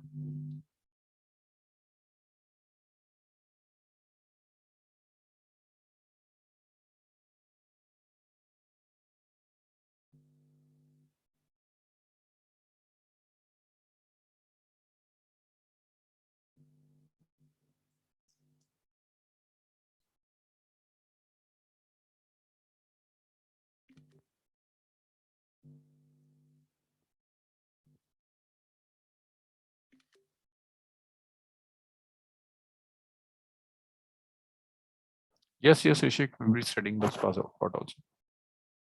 तो जेई में तो आएगा ना, आप जब दोगे 2022 में, यस सर। तब तक सिलेबस चेंज हो चुका होगा। बट ये कि जो बात डिडक्ट हो जाता है उसको फिर हम उस तरह से डेरिवेशंस नहीं करते जो स्कूल एग्जाम्स के लिए करनी पड़ती है, डेफिनेशंस वगैरह नहीं।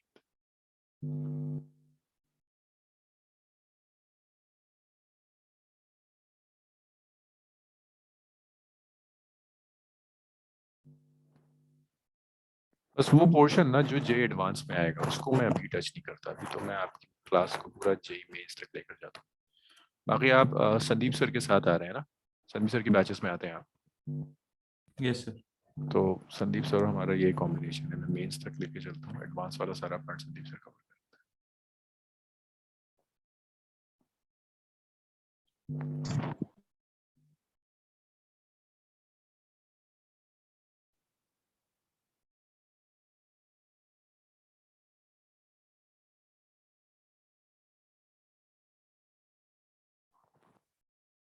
चलो नेक्स्ट।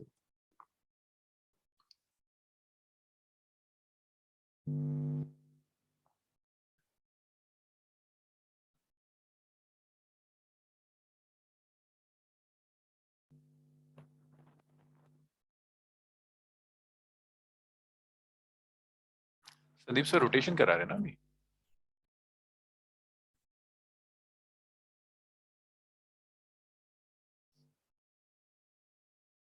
ऋषिक, संदीप सर की बैच में अभी रोटेशन हो रहा होगा ना, या कंप्लीट हो गया?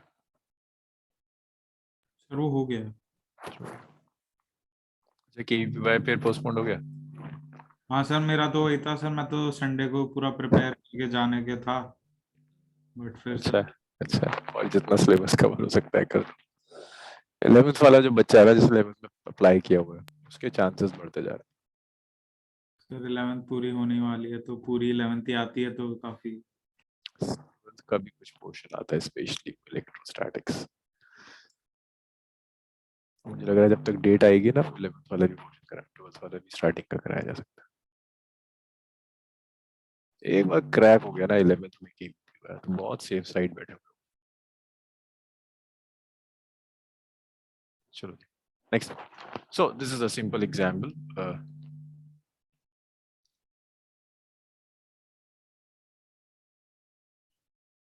अच्छा, इसका डायग्राम ड्रॉ, इतना लिखो जरा, इस क्वेश्चन को लिखो, मैं ढूंढूं डायग्राम कहाँ चला गया इसका। सर थोड़ा ऊपर कर दीजिएगा। हम्म। अच्छा ठीक है, कुछ मिस हुआ है?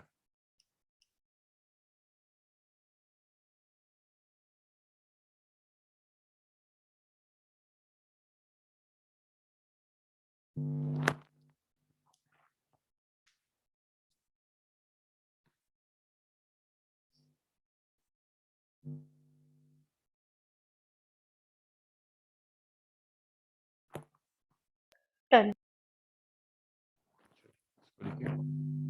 इसमें एक ट्रायंगल बना हुआ है, मैं भी घूम के दे रहा हूँ कहाँ गया। इतना लिखो।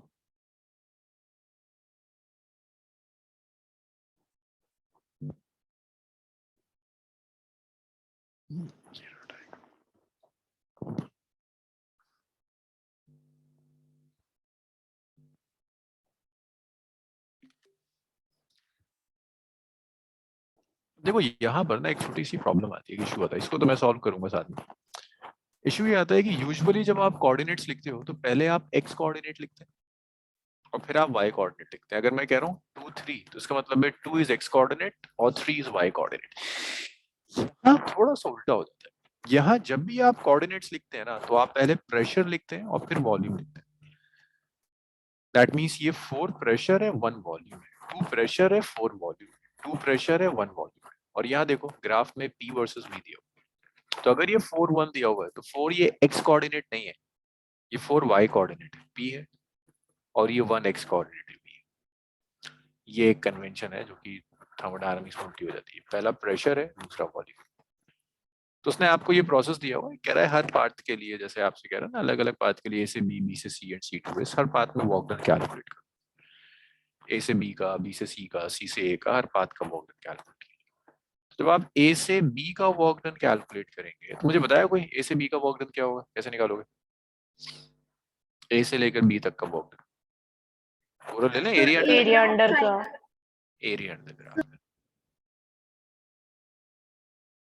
बस आपको एक चीज का ख्याल रखना पड़ेगा, दिस इज सर क्वेश्चन नहीं लिखा।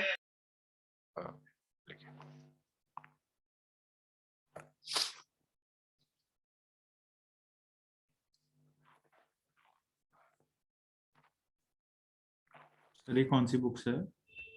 ये एसएल का सॉलिड एग्जाम।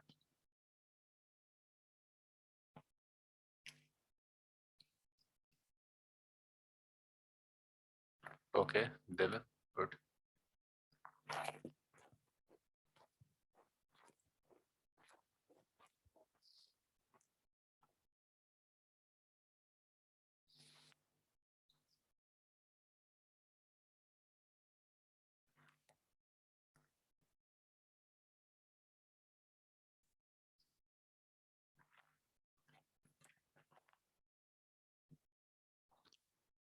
चलिए अब सुनिए, आपको हर पार्ट A से B, B से C, C से A, हर पार्ट का वर्क डन चाहिए।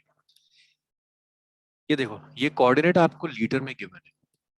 लीटर एसआई यूनिट नहीं होती है, एसआई यूनिट मीटर क्यूब होता है। तो आप एक काम करना, इसे 10 रेज टू द पावर -3 से मल्टीप्लाई कर दो तो ये मीटर क्यूब है। 1 litre is 10 raise to the power -3 metre cube, SI में आ जाएगा। अब सीधी सीधी कैलकुलेशन, A से B का वर्क डन चाहिए, पूरा पाथ चाहिए हो, ट्रेपेजियम बन रहा है, वर्क डन A से B, इस ट्रेपेजियम का एरिया निकालो। दो काम कर सकते हैं आप, ट्रायंगल का एरिया निकालिए, रेक्टेंगल का एरिया निकालिए, ऐड कर दीजिए, और you can directly calculate the area of the trapezium. Trapezium calculate करना आसान है, half sum of parallel sides. ये वाली साइड ले लो, इस साइड की लेंथ क्या होगी अक्षत, कितनी हो जाएगी ये लेंथ पूरी साइड की?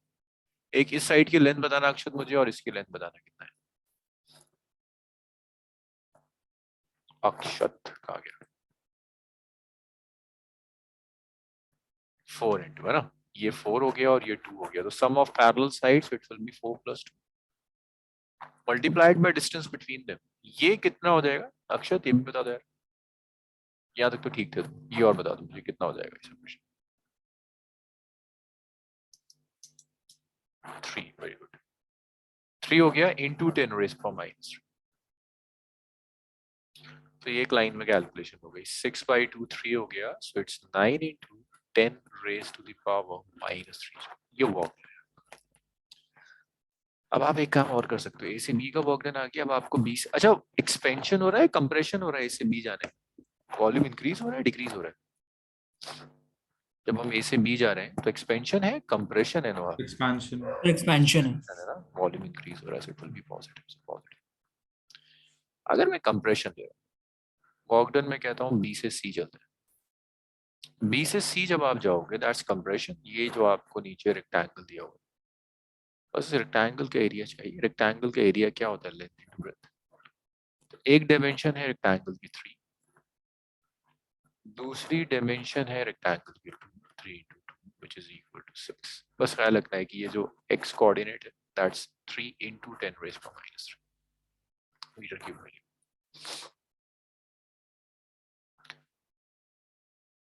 into 2, so that will give you 6 into 10 raised to the power -3।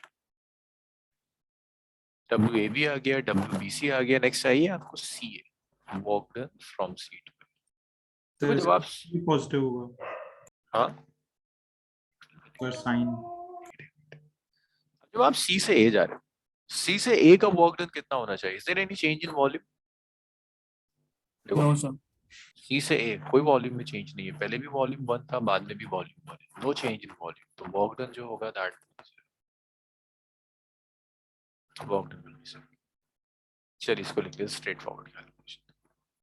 Over आपको ना कुछ दिन बहुत पंक्चुअलिटी के साथ क्लास में आना पड़ेगा, वरना जैसे जैसे आपकी गलतियां बढ़ती जा रही है ना बिगड़ जाएगा सब। जो पिछले 3 हफ्ते से आप बहुत इरेगुलर हैं, कुछ आपकी तबीयत खराब थी, उससे पहले आप और क्लासेस के लिए क्लासेस छोड़ देते थे, उसके इफेक्ट्स आपको अभी दिखने लगे और ये और बिगड़ेगा तो 12th में भी आपको इसके आफ्टर इफेक्ट्स दिखेंगे। सर B to C का साइन एक्सप्लेन कर दोगे आप नेगेटिव कैसे? देखो बी से सी जब जा रहे हैं वॉल्यूम 4 से 1 हो रहा है, वॉल्यूम डिक्रीज कर रहा है। वॉल्यूम अगर डिक्रीज कर रहा है, change in volume is negative, है ना, कंप्रेशन का वर्क डन नेगेटिव। ऐसे में देखो ना चेंज इन वॉल्यूम क्या होगा? 1 - 4 -3। यस। और ये सबके लिए, अगर आप एक क्लास के लिए एक क्लास छोड़ रहे हैं, रिकॉर्डिंग्स लाइव लेक्चर का सब्स्टिट्यूट कभी नहीं होते, उसका नुकसान होगा और वो नुकसान बहुत टाइम में दिखने शुरू होता है। उमर का जो दिख रहा था ना पंक्चुअलिटी उसकी हिली हुई थी, बहुत दिनों से दिख रहा था, उसके आफ्टर इफेक्ट्स अब दिखने शुरू हुए। फिर आप लोग परेशान होते हैं कि समझ में आना बंद हो गया। स्लो प्रोसेस, धीरे धीरे समझ में आता भी है और धीरे धीरे समझ में आना बंद भी होता है।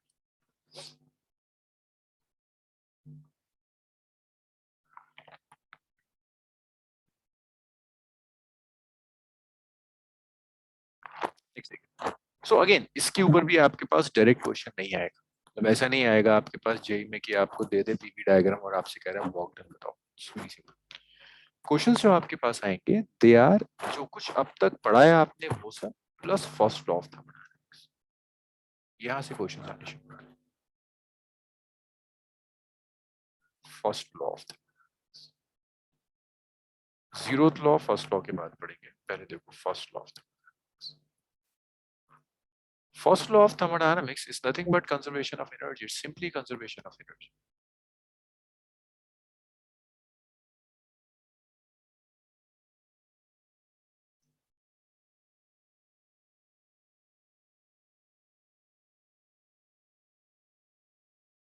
फर्स्ट लॉ ऑफ थर्मोडायनामिक्स आपसे कहता है अगर आपने एक सिस्टम को कुछ हीट दी तो सिस्टम उस हीट को कितनी तरह से यूटिलाइज कर सकता है।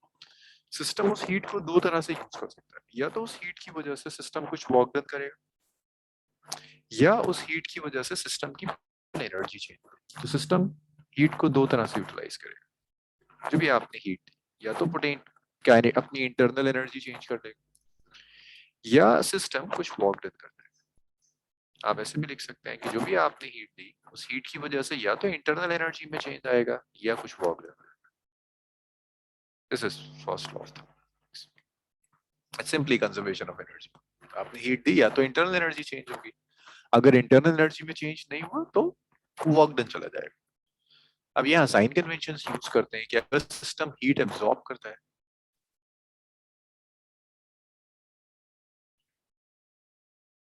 अगर सिस्टम ने हीट एब्जॉर्ब करी then your delta Q will be positive. अगर आपके सिस्टम ने हीट रिजेक्ट कर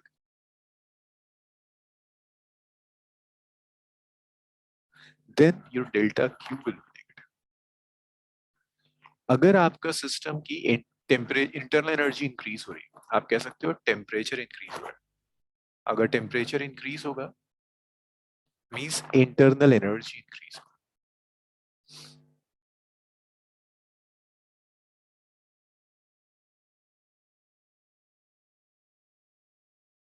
और अगर इंटरनल एनर्जी इंक्रीज कर गई that means delta U will be positive. अगर टेम्परेचर डिक्रीज कर गया मींस इंटरनल एनर्जी डिक्रीज कर, then your delta U will be negative. Similarly, अगर expansion है तो आपका जो work done होगा that work done will be positive. अगर compression है, अभी डिस्कस किया था कि work done will be negative. इसके बाद हम इस पोजीशन पर होते हैं कि कुछ ढंग की प्रॉब्लम्स की जा सकती है। चलो लिखो इतना, प्रॉब्लम्स करते हैं।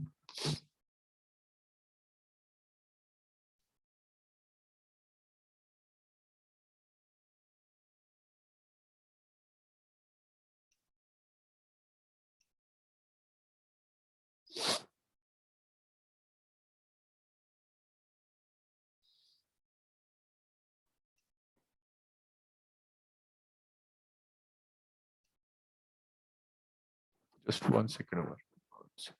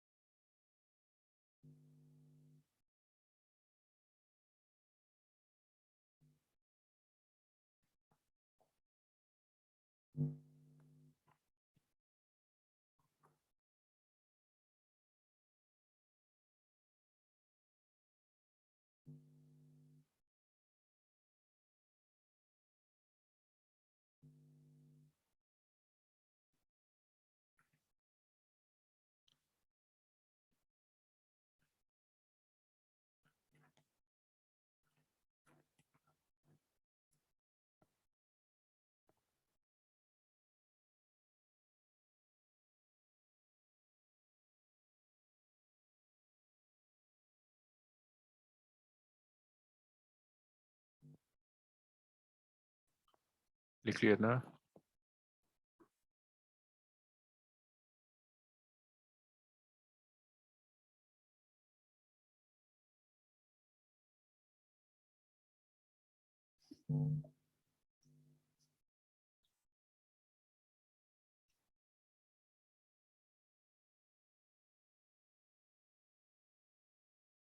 Yes, sir. लिखिए जरा इक्वेशन सॉल्व कीजिए। A very simple question based on this first topic.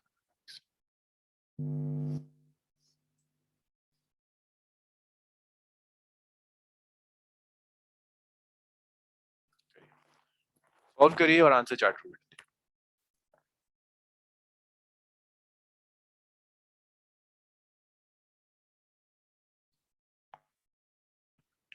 जो कुछ भी मैंने इंटरनल एनर्जी में बताया था वो सब बहुत यूज हो गया।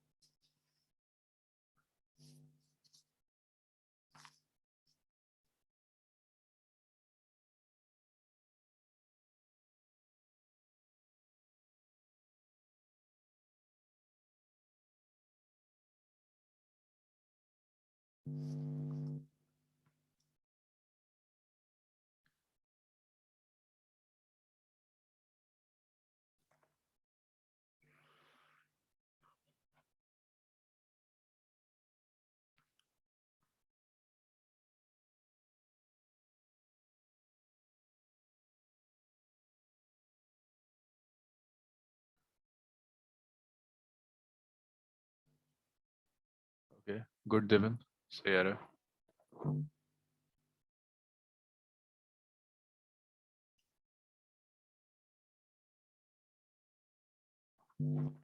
एक देवेन का आंसर है तो सही है, और किसी का? दिवांश का सही आ रहा है, गुड। और आंसर्स?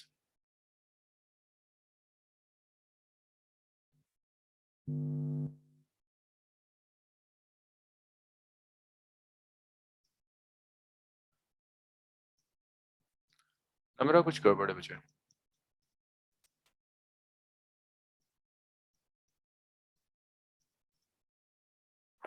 नुमा, सालिक, यशिका,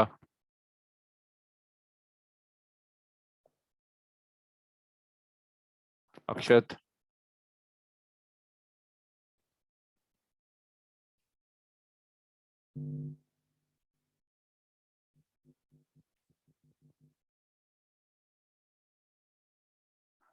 नहीं नुमा कुछ गड़बड़ है।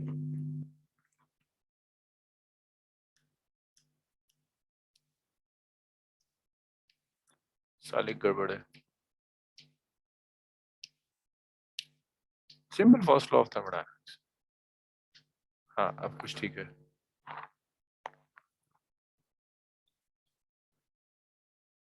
ऋषिक, अक्षत, यशिका, ठीक है अक्षत, ठीक आ रहा है।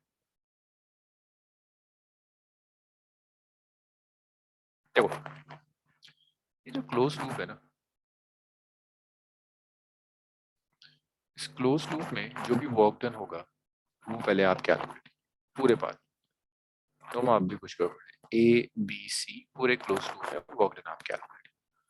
वर्क डन होता है हाफ, ट्राइंगल का एरिया निकालो, बेस, बेस इज यहाँ से यहाँ तक 5 से 10, 5 हो गया, और ये आप कैलकुलेट कर लो ए से बी तक, 1 से 2 तक मत। अब देख लो परेशान करने के लिए उसने वाई एक्सिस पर वॉल्यूम दिया, एक्स एक्सिस पर प्रेशर दिया। ऋषिक कुछ गड़बड़ है बच्चे। तो half base which is 5 into height which is 1।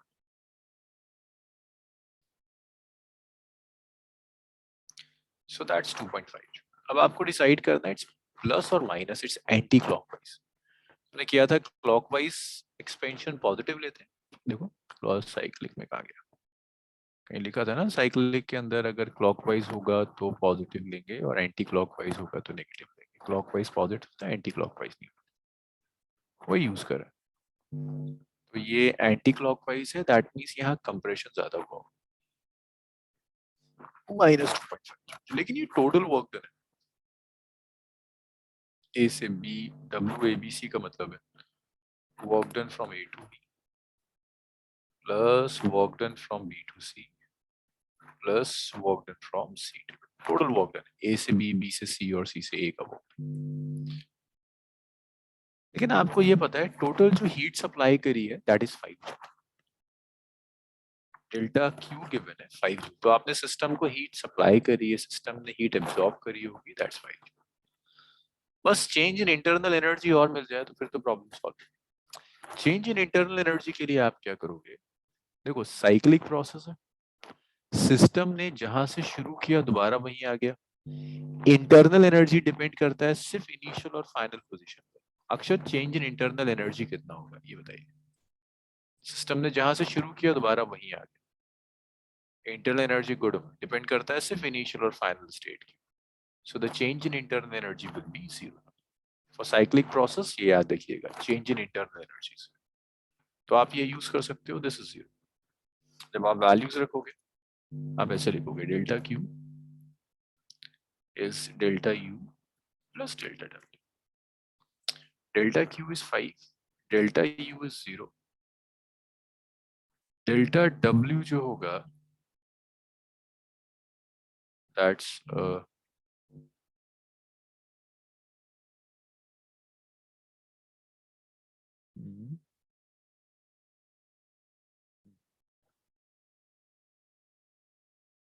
A to B, work done from B to C plus work done from C to A। ये आपको दिया होगा। अब इसमें से कुछ कुछ वर्क डन आपके नेगेटिव आ जाएंगे, जैसे इसमें कहीं कुछ ऐसा है जहाँ वॉल्यूम में कोई चेंज ना आ रहा हो, ए बी बी सी सी ए, कहीं कुछ ऐसा स्टेट है जहाँ वॉल्यूम में चेंज ना आ रहा हो, वो वर्क डन आपका 0 हो जाए। B to C, A, B to C या A to B? A to B। B to B to C. Axis ना उसने चेंज कर दिए, उसने एक्सिस चेंज किए हुए हैं आपके साथ। तो बी टू सी का जो वर्क डन होगा बी टू सी वाला, वहां वॉल्यूम में कोई चेंज नहीं है बी टू सी। तो वहां वर्क डन 0 होगा। ए से बी में तो कुछ ना कुछ वर्क डन जरूर है। तो देखिए आप ऐसे लिख सकते हो, it's A to B plus B to C plus C to. It's work done from A to B, पता नहीं, देखेंगे। बी टू सी में वर्क डन, आप यहाँ से यहाँ जा रहे हो, वॉल्यूम में कोई चेंज नहीं हो रहा, सो दैट वर्क डन। सी से ए का वर्क डन वो आपसे पूछ रहा है, इसको लिख लेते हैं। ए से बी का वर्क डन आई गेस हम कैलकुलेट कर सकते हैं। ए से बी का जो वर्क डन होगा that will be this area, volume axis पर लेकर। अगर आप सिर्फ ए से बी वाले का वर्क डन ले रहे हो जहां प्रेशर कांस्टेंट है, वॉल्यूम चेंज। इसको मैं फर्स्ट इक्वेशन कह देता हूँ। ए से बी का वर्क डन ले लो। ए से बी का वर्क डन क्या होगा, इट्स प्रेशर। देखो प्रेशर कितना है, 10। आप ये लिख सकते हो P इंटू डेल्टा में। आप लिख सकते हो P into final volume minus initial volume. So A से लेकर बी में प्रेशर तो 10 पे कांस्टेंट है। फाइनल अगर आप वॉल्यूम देखोगे तो 2 है और इनिशियल वॉल्यूम 1 था, तो ये आ गया 10।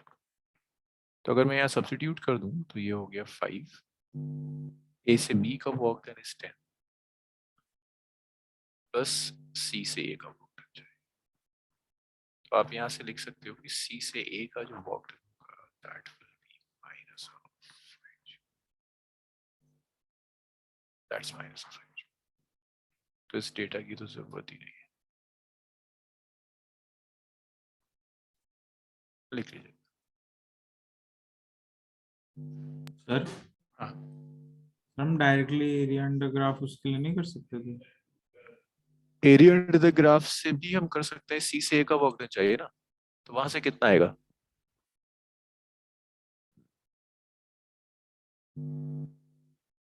ये आया था -2.5 तो 7.5 प्लस आपका ए से बी का जो वर्क डन है दैट्स 10।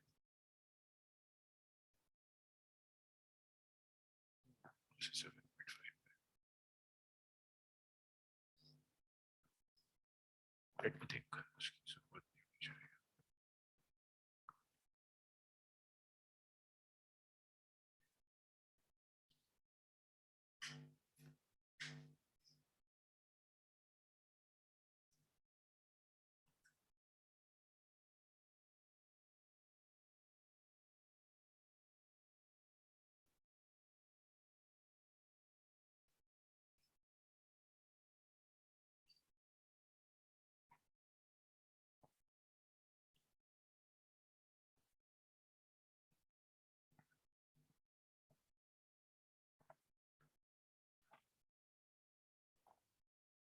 ऋषिक आना तो वहां से भी चाहिए, लेकिन कहीं कुछ मिस हो रहा है। आना तो वहां से भी -5 ही चाहिए।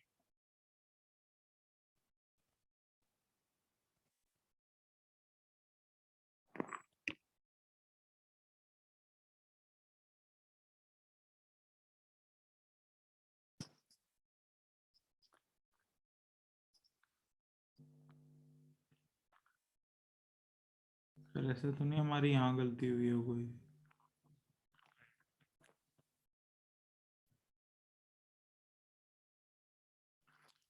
ये हीट तो हमें यूज करनी है जितनी हीट ये एब्सॉर्ब कर रहा है।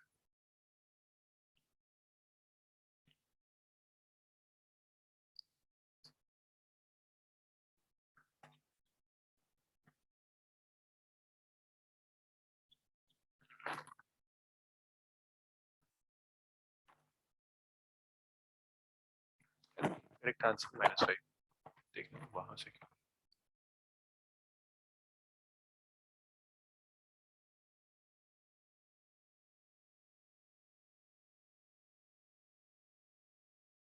गिव मी 2 मिनट्स, सोचते हैं क्यों नहीं आ रहा वहां से।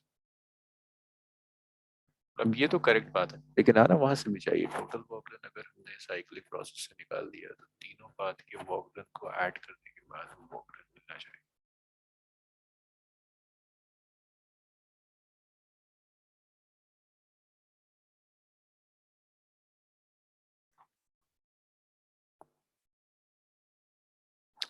अच्छा ऋषिक, इसमें ना एक छोटा सा इशू है, मतलब ये इसके डेटा जिस तरह से दिया हुआ है उसमें इशू है। साइक्लिक प्रोसेस में डेल्टा क्यू और डेल्टा डब्ल्यू इक्वल आना चाहिए, मतलब ये एरर बेसिकली क्वेश्चन है।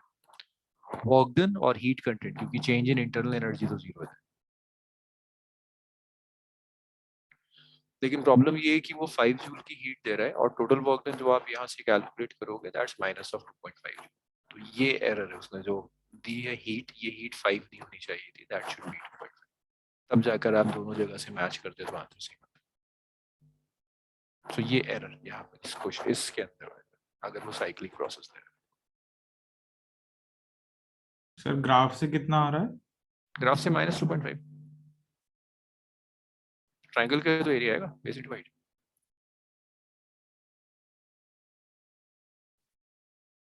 अगर आप ग्राफ से भी निकालोगे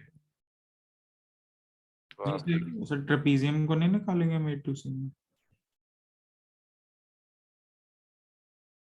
में तो आपको सिर्फ इस ट्राइंगल की जरूरत है, क्लोज टू सिर्फ इसकी है, पूरे से मतलब ही नहीं होता। ट्राइंगल, ट्राइंगल का ये जो साइड होगी ये 1 हो जाएगी, ये साइड आपकी 5 हो जाएगी, तो हाफ बेस इंटू 8, 1 इंटू 5 2.5, और जो कि एंटी क्लॉकवाइज है तो यहाँ से नेगेटिव साइन के साथ लेना। ओके। तो ये यहाँ इसको 5 जूल नहीं देना चाहिए, इसलिए ये बंद कर रहा हूं। एक और करिए इसी टाइप का।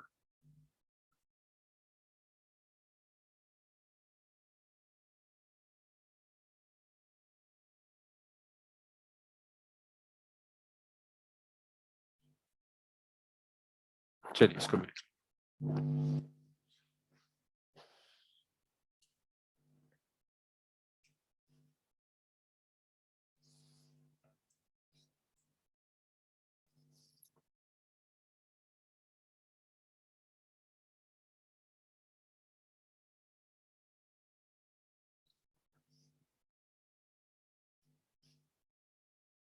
लिख लो।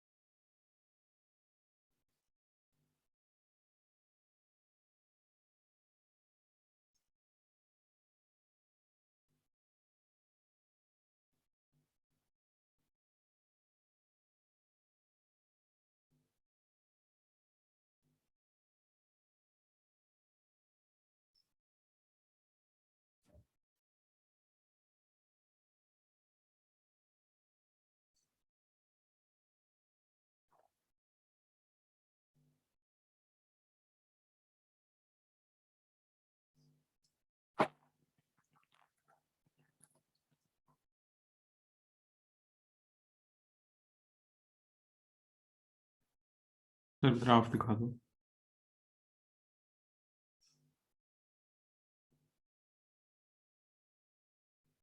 एक मिनट सर, एक लास्ट पार्ट में।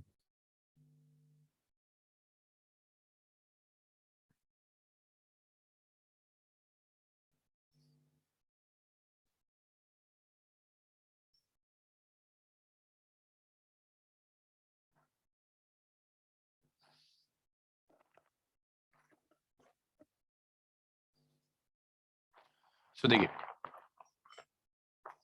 Find the path along which work done is the least. तो आपको दो पाथ दिए हुए हैं, एक पाथ है ABC और एक AC है। A से B जाता है, B से C जाता है, आपको वर्क डन चाहिए तो वर्क डन में पूरा एरिया निकालना। फिर A से C पाथ के थ्रू जा रहा है, वर्क डन करिए तो सीधा सीधा पीवी कर्व पे बेस्ड है। ए बी सी जो बात है इसमें वॉक डन निकाली, फिर ए से बी जाओ, बी से सी जाओ, सी से ए जाओ, वहां वॉक डन कैलकुलेट करो और दोनों में वॉक डन की वैल्यूज लिखकर दिखाओ क्या रही।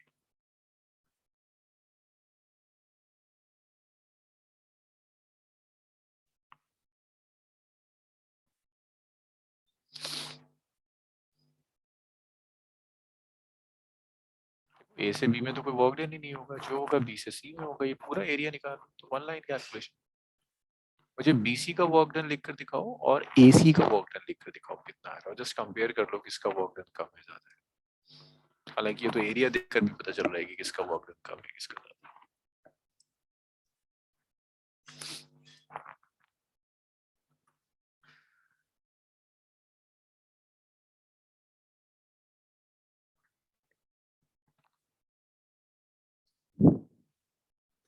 सर ए बी सी का आ रहा है 60 जूल्स एंड उसका 40 ए टू सी। ठीक है, ठीक। देखिए सिंपल से काम है, जब आप एबीसी पाथ से जाओगे ना, एबीसी पाथ, तो पहले आप लोगे work done from A to B, फिर आप लोगे work done from B to C. A to B में तो देखो वॉल्यूम में कोई चेंज ही नहीं है, जब ए टू बी में वॉल्यूम में कोई चेंज ही नहीं है तो वर्क डन से डी टू सी में चेंज हो रहा है तो वर्क डन क्या होगा, ये पूरा जो एरिया है सारा एरिया निकालो। ये एरिया क्या होगा, एक ये डायमेंशन ले लेते हैं विच इज 4, एक ये डायमेंशन ले लेते हैं विच इज 15।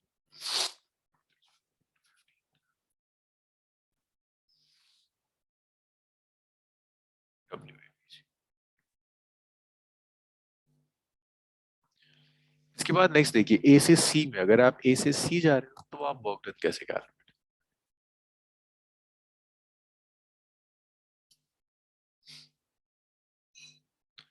जब आप ए से सी जाओगे तो वर्क डन हो जाएगा इस ट्रेपेजियम का एरिया।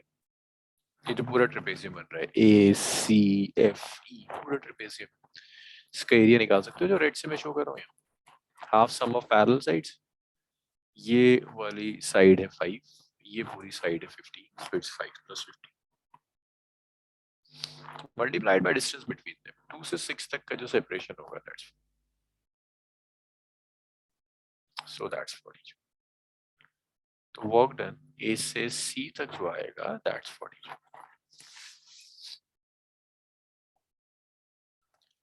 अब इसके बाद ए से सी का आपने वर्क डन कैलकुलेट कर लिया, so obviously A B C में वर्क डन ज्यादा है, ए सी में वर्क डन ज्यादा है। सेकंड देखो, इंटरनल एनर्जी ऑफ गैस, इतना लिख लीजिए, टाइम नहीं बचा। Second and third part of your homework, Wednesday class है, वेडनेसडे ये सेकंड और थर्ड पार्ट सॉल्व करेंगे, इतना लिखिए।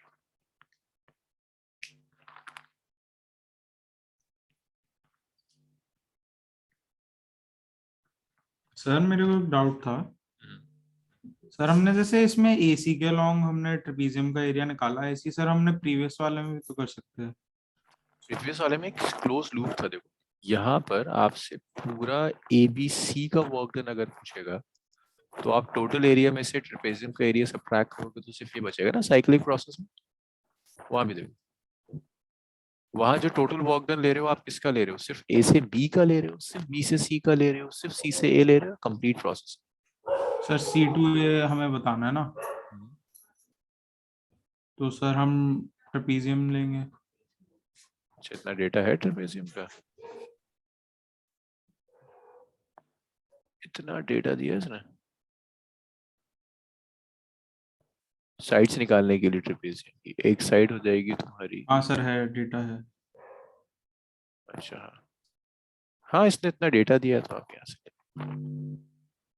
कुछ गड़बड़ है इसके अंदर, इतना डेटा देने के बाद फिर ये सब कुछ नहीं सकता अगर वो ये डेटा दे रहा है, कहीं कुछ गड़बड़ है। मतलब ये जो पॉइंट्स हैं ये 1 और 2 नहीं है, कहीं कुछ गड़बड़ अरे है। इसमें भी सर फिर 7.5 आ रहा है। हाँ तो फिर यहाँ कहीं डेटा में गड़बड़ है, क्योंकि अगर यहाँ डेटा दे रहा है तो 5 देने का मतलब नहीं बनता। तो इसको आज यही छोड़ते हैं, सेकंड और थर्ड पार्ट नेक्स्ट क्लास में स्टार्ट करेंगे। First law of thermodynamics almost over, next class में जस्ट प्रोसेस रह गए, आइसोथर्मल एडियाबैटिक प्रोसेस ऑफ